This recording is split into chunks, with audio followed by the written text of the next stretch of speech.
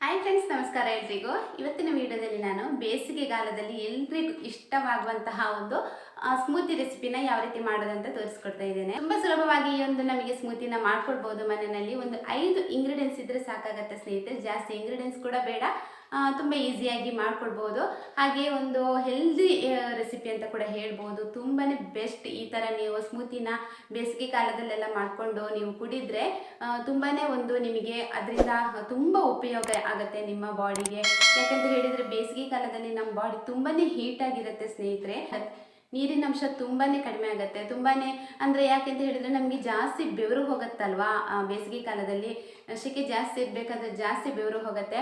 ಆ ರೀತಿ ಬೆವರು ಬೇಕಾದರೆ ನಾವು ಎಷ್ಟು ನೀರು ಕುಡಿದ್ರೂ ಸಾಕಾಗಲ್ಲ. ಹಾಗೆ ನಮಗೆ ಕೂಡ ಅಷ್ಟೇ, ಈ ಏನಾದರೂ ಕೋಲ್ಡ್ ಆಗಿರೋದು ತಿನ್ನೋಣ, ಕೋಲ್ಡ್ ಆಗಿರೋದು ಕುಡಿಯೋಣ ಅಂತ ಅನಿಸುತ್ತೆ. ಎಲ್ಲಾದರೂ ಹೊರಗಡೆ ಹೋದ್ರಂತೂ ಹೇಳೋದೇ ಬೇಡ, ಅಷ್ಟೊಂದು ಹೀಟ್ ಆಗುತ್ತೆ ಬಾಡಿ, ಅಷ್ಟೊಂದು ಸೆಕೆ ಆಗುತ್ತೆ. ಆ ಟೈಮಲ್ಲೆಲ್ಲ ನಾವು ಮನೆಗೆ ಬಂದಾಗ ಏನಾದರೂ ಫ್ರಿಜ್ ಓಪನ್ ಮಾಡಿ ನೋಡ್ತೇವೆ, ಏನಾದರೂ ಫ್ರಿಜ್ಜಲ್ಲಿ ಇದೆಯಾ, ಕೋಲ್ಡ್ ಆಗಿರೋದು ಏನಾದರೂ ತಿನ್ನೋಕ್ಕಿದೆಯಾ ಅಂತ ಹೇಳಿಬಿಟ್ಟು.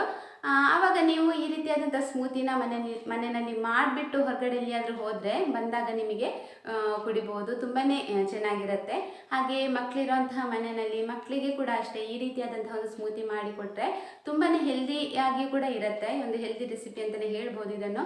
ಸಂಜೆ ಹೊತ್ತು ಮಕ್ಕಳು ಮನೆಗೆ ಬರ್ತಾರಲ್ವ, ಆವಾಗ ನೀವು ಈ ರೀತಿಯಾದಂತಹ ಒಂದು ಸ್ಮೂತಿನ ಮಾಡಿಕೊಟ್ರೆ ಅವರಂತೂ ತುಂಬಾ ಇಷ್ಟಪಟ್ಟು ತಿಂತಾರೆ.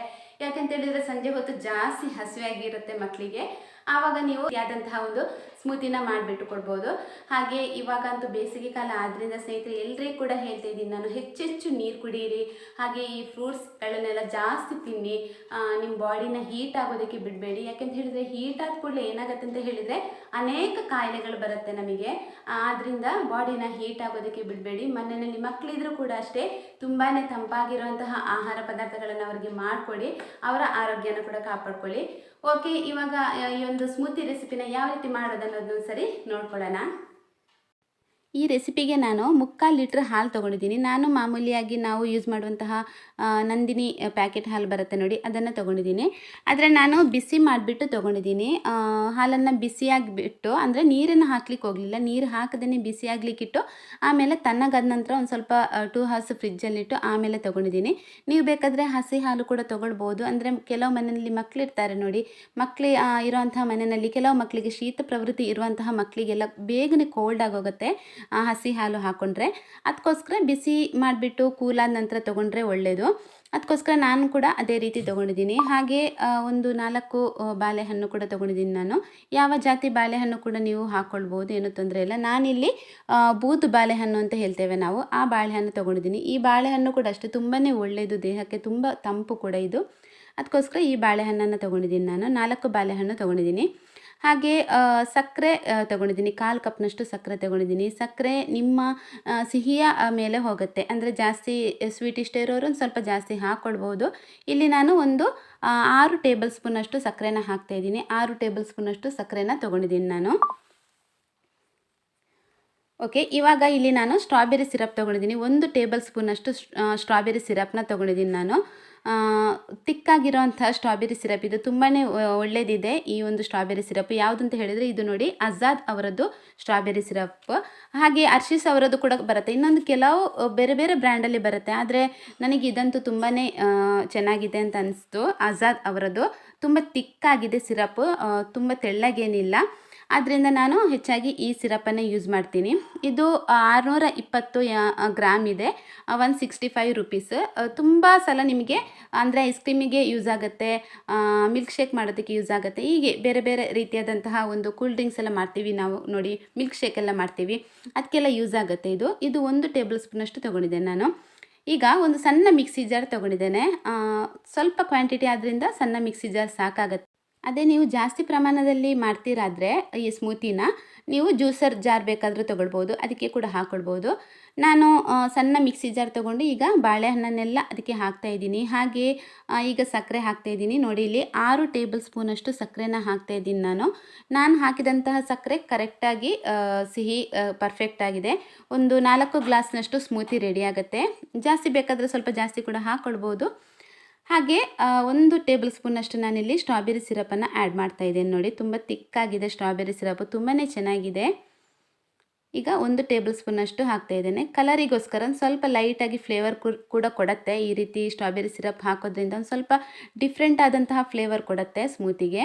ಈಗ ಇದನ್ನು ಮಿಕ್ಸಿ ಮಾಡ್ಕೊಳ್ಳೋಣ. ನೀರು ಬೇಕಾದರೆ ಸ್ವಲ್ಪ ಆ್ಯಡ್ ಮಾಡ್ಕೊಳ್ಬೋದು, ಬೇಕು ಅಂತೇನಿಲ್ಲ. ಬಾಳೆಹಣ್ಣಲ್ಲಿ ಸಕ್ಕರೆಯಲ್ಲಿ ನೀರಿರುತ್ತೆ ಸಾಕಷ್ಟು.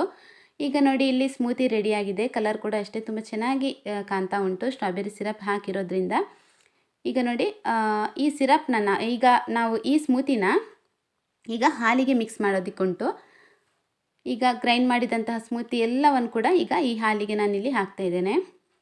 ಹಾಕಿಬಿಟ್ಟು ಚೆನ್ನಾಗಿ ಮಿಕ್ಸ್ ಮಾಡ್ಕೊಳ್ಬೇಕು. ತುಂಬ ತಿಕ್ಕಾಗಿರುತ್ತೆ ನೋಡಿ ಬನಾನಾ ಸ್ಮೂತಿ, ಆದ್ದರಿಂದ ಸ್ವಲ್ಪ ಜಾಸ್ತಿ ಟೈಮ್ ಹಿಡಿಯುತ್ತೆ ನಿಮಗೆ ಮಿಕ್ಸ್ ಮಾಡೋದಕ್ಕೆ. ಅಷ್ಟು ಈಸಿಯಾಗಿ ಮಿಕ್ಸ್ ಆಗಲ್ಲ ಹಾಲಿನ ಜೊತೆ. ನಿಮ್ಮಲ್ಲಿ ಏನಾದರೂ ಹ್ಯಾಂಡ್ ವಿಸ್ಕರ್ ಇದ್ದರೆ ಅದರಲ್ಲೇ ನೀವು ಮಿಕ್ಸ್ ಮಾಡ್ಕೊಳ್ಳಿ, ತುಂಬ ಚೆನ್ನಾಗಾಗತ್ತೆ. ನೋಡಿ ಈ ರೀತಿಯಾಗಿ ಮಿಕ್ಸ್ ಮಾಡ್ಕೊಳ್ಳಿ. ಸರಿಯಾಗಿ ಮಿಕ್ಸ್ ಮಾಡ್ಕೊಳ್ಬೇಕು. ಸ್ವಲ್ಪ ಕೂಡ ನಮಗೆ ಬನಾನಾ ಪೇಸ್ಟ್ ಏನಿದೆ ನೋಡಿ, ಪ್ಯೂರಿ ಇದೆ ಅಲ್ವಾ, ಅದು ಕಾಣಬಾರ್ದು ನಮಗೆ. ನೀಟಾಗಿ ಎಲ್ಲ ಕೂಡ ಸೆಟ್ ಆಗಬೇಕು ಹಾಲಿನ ಜೊತೆ. ಒಂದು 5 ಮಿನಿಟ್ಸಲ್ಲಿ ಇದು ಸರಿಯಾಗಿ ಮಿಕ್ಸ್ ಆಗುತ್ತೆ.